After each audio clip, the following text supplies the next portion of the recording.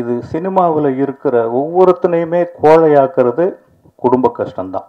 சினிமானா என்னை கூப்பிடுது, நான் சினிமாவுக்கு முயற்சியே பண்ணலை, பூராமே சின்ன படம் தான். இப்போ நிறைய பெரிய படங்கள் சீக்கிரம் கொஞ்சம் சின்னதாகி போச்சு, நிறைய சின்ன படங்கள் பெருசாகி போச்சு. பட் இதோட கோர் டீட்டெயிலை வந்து சொல்லும். இது சொசைட்டிக்கு மிக முக்கியமான தேவையான ஒரு விஷயம். இந்த படத்தை பொறுத்த வரைக்கும் இந்த படத்தில் கதாநாயகனே கிடையாது சார். மேடையில் இருக்கிற பெரியவங்களுக்கும் மேடைக்கு முன்னால் இருக்கிற மிகப்பெரியவங்களுக்கும் என்னுடைய வணக்கம். நான் மீடியாவை சொன்னேங்க, மீடியா, டிவி, நீங்கள் தான் பெரியவங்க. ஒரு படத்தை ஆக்கிறதும் உங்கள் கையில் தான் இருக்குது, உருவாக்குறதும் உங்கள் கையில் தான் இருக்குது. நானும் என் குழந்தைகளும், இப்போ என் பேரன் கூட வந்திருக்காரு, அவர் சொல்ல மறந்துட்டார், பேரரசு. என்னுடைய பேரனை சொல்ல மறந்துட்டு. இப்போது நிலவுக்கு என் மேல் என்னடி கோபம்னு ஒரு படம். இந்த அளவுக்கு காரணம் நீங்கள் தான். நீங்கள் மனசு வச்சதுனால தான் நாங்கள் திருப்பி இங்கே ஒரு மேடையை போட்டு இந்த இடத்துல நின்று நாங்கள் மீட்டிங் போட்டு பேசிக்கிட்டே இருக்கோங்க. எல்லோரும் எனக்கு தெரிஞ்சவங்களாக தான் இருப்பாங்க, சில பேருக்கு நான் தெரிஞ்சவனாக இருப்பேன். இதில் வந்து முதல்ல நான் இதில் நன்றி கடனும் செலுத்த வேண்டியது தயாரிப்பாளர்களுக்கு. செந்தில் வேலன் இல்லையா, செந்தில் வேலன் ஒரு தயாரிப்பாளர் போய் திடீர்னு டாக்டர் வேலை பார்த்துட முடியாது. ஒரு டாக்டர் வந்து படம் எடுத்திருக்கார், விட்டுருவோமா நம்ம? தயவு செஞ்சு ஒரு படத்தை இந்த அளவுக்கு இந்த அளவுக்கு கொண்டு வர்றதுக்கு இன்னும் படம் ரிலீஸ் ஆகலை. எவ்வளவு காயப்பட்டிருப்பாங்க, எவ்வளவு துன்பங்களை அனுபவிச்சிருப்பாங்க. முகம் தெரியாதவங்களை வச்சுக்கிட்டு, முகம் தெரியாத இயக்குனர், முகம் தெரியாத தயாரிப்பாளர், எல்லா வசதிகளும் இருந்தாலே இன்றைக்கி கஷ்டம். எதுவுமே இல்லாமல் இந்த அளவுக்கு படத்தை எவ்வளவு இன்வெஸ்ட் பண்ணி எப்படி கொண்டு வந்தாங்க அப்படிங்கிறது அந்த கடவுளுக்கு தான் வெளிச்சம். அவங்களெல்லாம் நீங்கள் ஒரு 4 வார்த்தைகள் எங்களை பற்றியெல்லாம் எழுதாதீங்க, இந்த படத்தை பற்றி ஒரு 4 வார்த்தைகள் எழுதுனீங்கன்னா நல்லா, இல்லாட்டியும் நல்லா இருக்குன்னு எழுதுங்க. அதனால் ஒன்றும் உங்களுக்கு குறைஞ்சிட போகிறதில்ல, படம் நல்லா தான் இருக்குது. 3 சாங்ஸ் பார்த்தோம், ஒரு ட்ரைலர் பார்த்தோம், ரொம்ப அழகாக ஒரு இலக்கண பிழை இல்லாமல் இருக்குது. அதை நீங்கள் எழுதுறதுல ஒரு தவறும் கிடையாது. அவங்க நல்லா வரணும், வந்தால் திருப்பி நம்ம சந்திச்சுக்கிட்டே இருப்போம். இந்த சினிமாவில் சம்பாதிச்ச எவனுமே இதை எடுத்துக்கிட்டு வெளியே ஓடி போயிட முடியாது. அந்த டாக்டர் மறுபடியும் இங்கே தான் வருவார், இன்னொரு படமும் எடுப்பார். ஐ திங்க் நானே டைரக்டராக இருந்தாலும் இருக்கலாம்ல, இருக்கலாம். அதனால் இதுக்கெல்லாம் உங்கள் சப்போர்ட் ரொம்ப தேவைப்படுது. நான் எவ்வளோ உங்களோட கலந்து வளர்ந்து வந்திருக்கேன் அப்படிங்கிறது நமக்குள்ளே இருக்கிற உறவுகள் சொல்லும். ஒவ்வொரு தனித்தனி பேராக கூட என்னால் சொல்ல முடியும். இயக்குனர் ஒரு வார்த்தை சொன்னார், டைரக்டர் குணா சுப்பிரமணியம். குணாவே போதுமானதாக இருக்குது. சுப்பிரமணியம் குடும்ப கஷ்டம் இருந்தது அப்படின்னு சொன்னார். இது சினிமாவில் இருக்கிற ஒவ்வொருத்தனையுமே கோழையாக்குறது குடும்ப கஷ்டம்தான். அதாவது ஓட்டப்பந்தயத்தில் முதுகில் மூட்டையை கட்டிக்கிட்டு ஓடின மாதிரி சினிமாவில் இருக்கிறவன் குடும்பம் வச்சுருக்கிறது. ஏன்னா இதை நான் அனுபவிச்சவன். நான் சென்னைக்கு வரும்போது கிட்டத்தட்ட இந்த சினிமா இருக்கு இல்லைங்களா, இது ஒரு அபூர்வமான சக்தி இருக்குது இந்த சினிமாவுக்கு.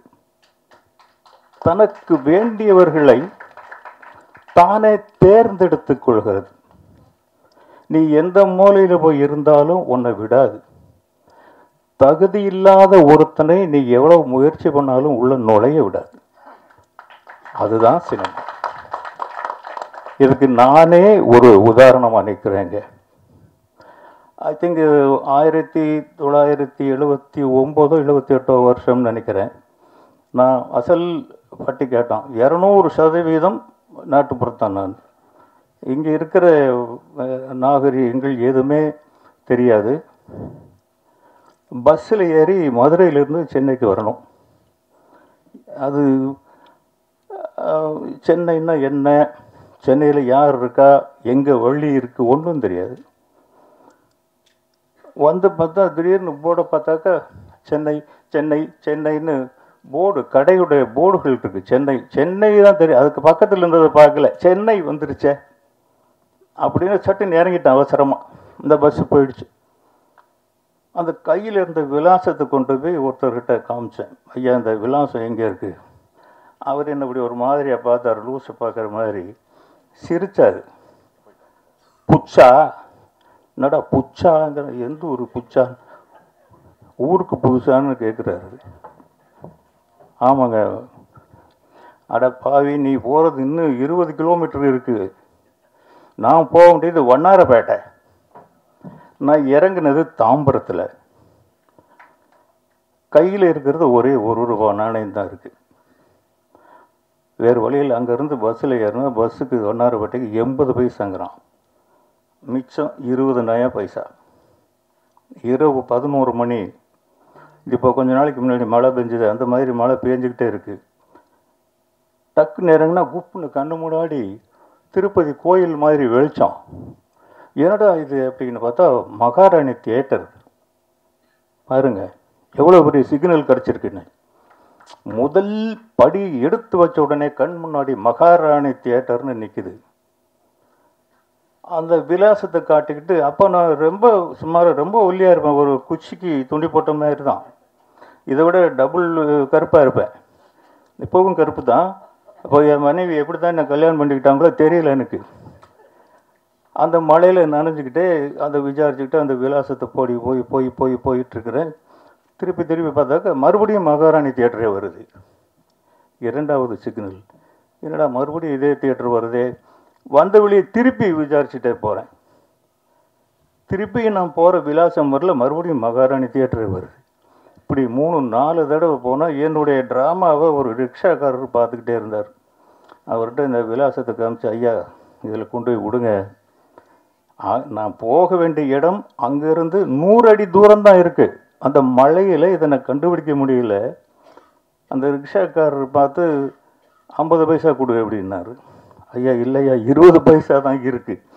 கொடுத்தானா சாவுகராக்கி அதுக்கு இதுன்னு என்னென்னமோ சொல்லிட்டு ஏறி குந்துன்ட்டு சரக்கு அடிக்கிற நேரத்தில் வந்துக்குது பாரு சாவுகராக்கி அப்படின்னு ஏறி உட்கார வச்சுட்டு ஏறணுன்னு இறக்கி விட்டான். இதுதான் இந்த அட்ரஸ் போ அப்படின்னு. ஆக ஒரு தாய் வயிற்றிலிருந்து எப்படி பிறந்தோமோ அப்படி இந்த சென்னையில் வந்து இறங்கினேன். அந்த 3 தடவை எனக்கு சிக்னல் கொடுத்த அந்த மகாராணி தியேட்டர் தான் நான் சினிமாவுக்கு வர போகிறேன்னு என் தலையெழுத்து எழுதுச்சுன்னு இன்றைக்கி நான் உணர்றேன். உழைப்பு, அந்த உழைப்பும் சோர்வின்மையும் நம்மக்கிட்ட இருந்துருச்சுன்னா எந்த கொம்பனாலையும் நம்மளை அசைக்க முடியாது. நம்மளுடைய நாற்காலியில் வேற எவனுமே வந்து உட்கார முடியாது. நான் உழைப்புக்கு அஞ்சினதே கிடையாது. ஆனால் அதை முக்கியமாக சொல்ல மறந்துட்டேன். அப்போது என் மனைவி குழந்தை ஊரில் இருக்காங்க. இங்கே நான் சம்பாதிச்சு அவங்களுக்கு அனுப்பணும். சுற்றி வேறு வேலை தான் தேடுறேன், சினிமாவுக்கு போகலை. இந்த சினிமா மாய வலை வீசி என்னை திருப்பி வாடான்னு சினிமா தான் என்னை கூப்பிடுது. நான் சினிமாவுக்கு முயற்சியே பண்ணலை. இன்றைக்கி வந்து இங்கே நின்று உங்கள் முன்னால் பேச வைக்குது. அதுதான் சினிமா. முன்னா இதை உங்களுக்கு தான் சொன்னேன் இந்த கதையை.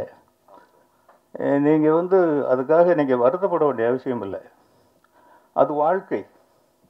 இப்போ நம்ம போராடுறது வாழ்க்கையோட வசதி இல்லையா? இந்த வசதிகள் சினிமாவில் இருக்கிற வசதிகள் வேறு எங்கேயாவது நம்ம அனுபவிக்க முடியுமா?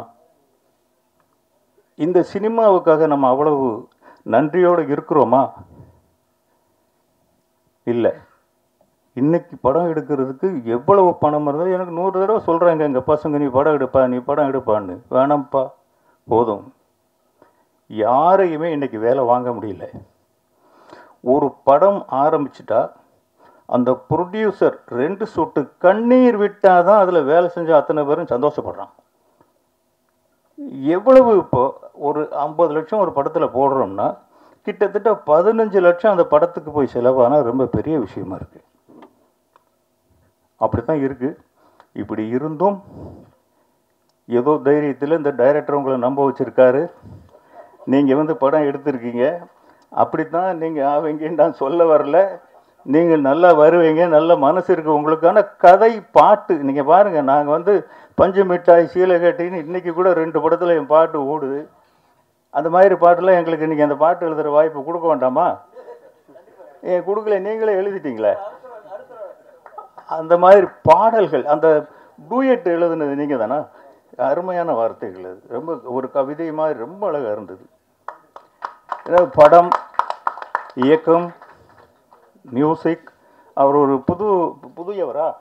3 படம் சின்ன சின்ன படங்கள் பண்ணியிருக்காரு. 3 படம் நல்லா. எல்லாமே சின்ன படம் தாங்க. தியேட்டரில் தான் பெரிய படம் ஆகுது. பூராமே சின்ன படம் தான்.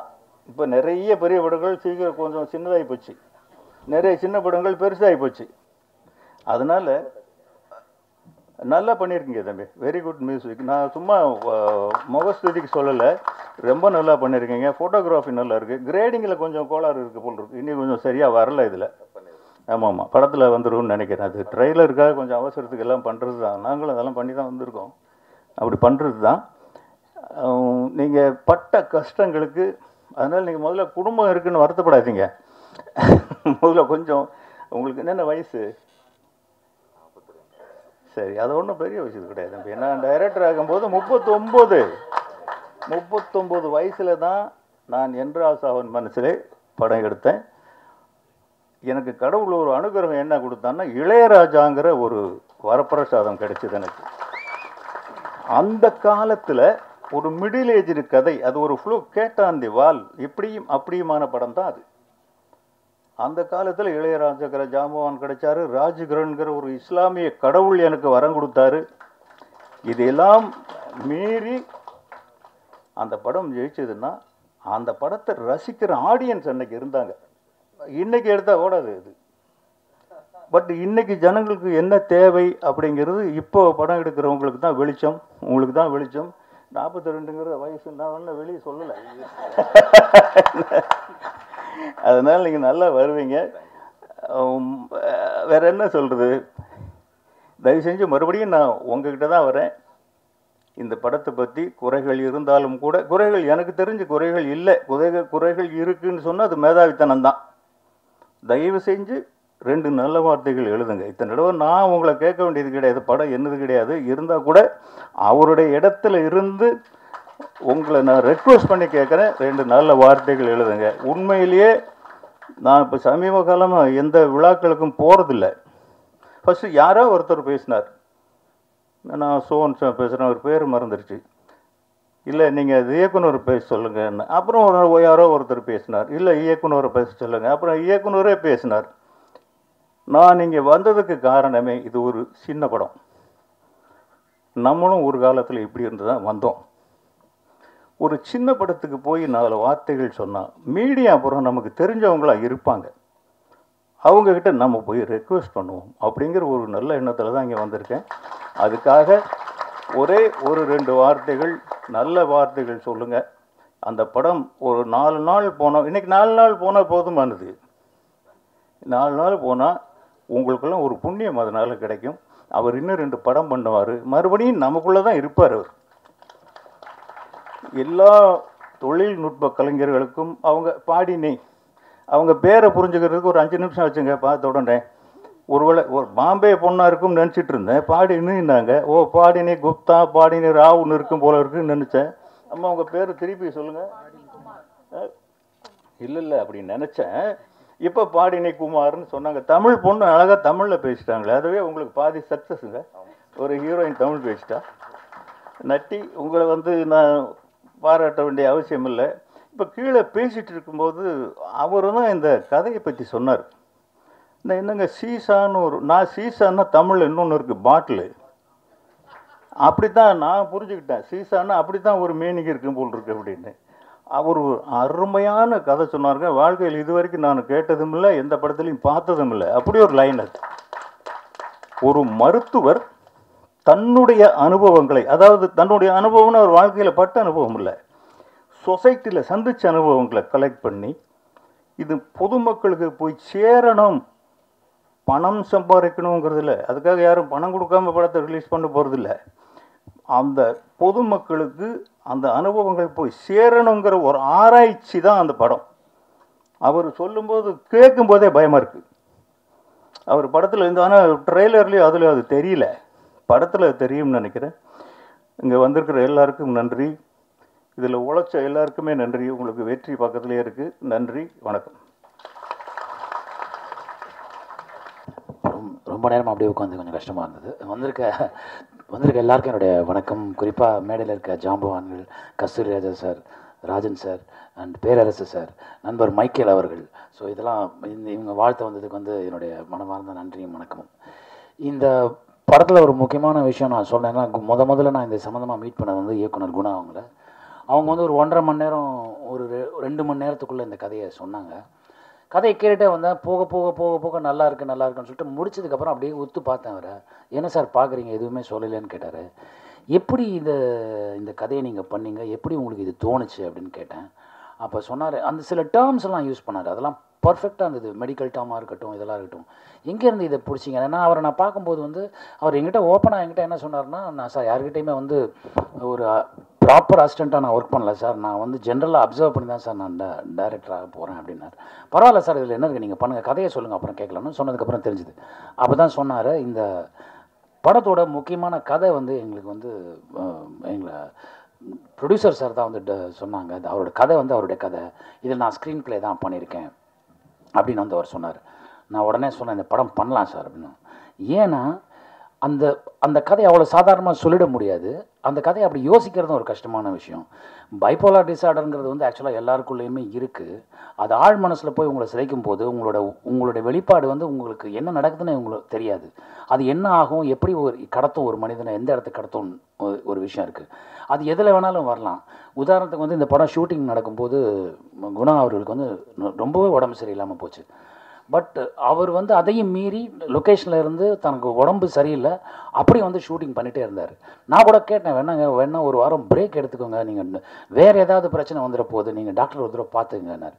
அப்புறமா ஒரு 4-5 நாள் பிரேக் எடுத்துக்கிட்டு அவருடைய இன்னொரு நண்பர் அந்த போர்ஷன்ஸ் டைரக்ட் பண்ணாங்க.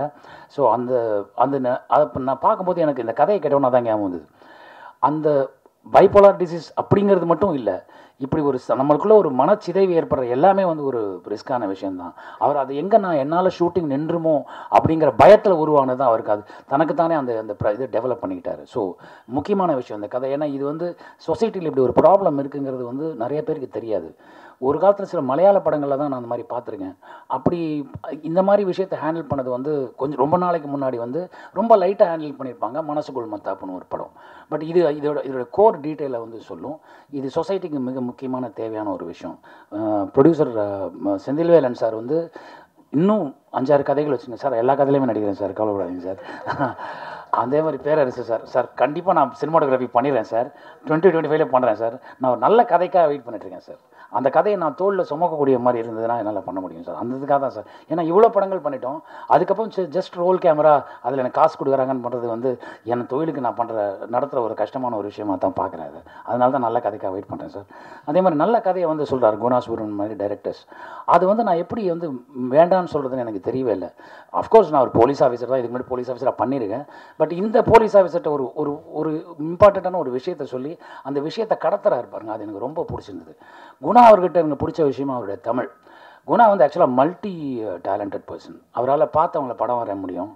அவர் ஒரு நல்ல டான்ஸர், அவருக்கு நல்ல இசை அறிவு இருக்குது, நல்ல பாடல்களை மென்ஷன் பண்ணி சொல்லுவார். சில நேரத்தில் சீனாக இருக்கும்போது இந்த பர்டிகுலர் சீனில் எனக்கு இப்படி ஒரு விஷயம் நடந்தால் நல்லாயிருக்கும் சார் அப்படின்னு அவரே யோசித்து சொல்லுவார். அதை நம்ம கம்பேர் பண்ணி பார்க்கும்போது நீங்கள் நினைக்கிற மாதிரி இது வந்துருமா சார் நான் கேட்டிருக்கேன். அவ்வளோ ஒரு சென்சிபிளான பர்சன்.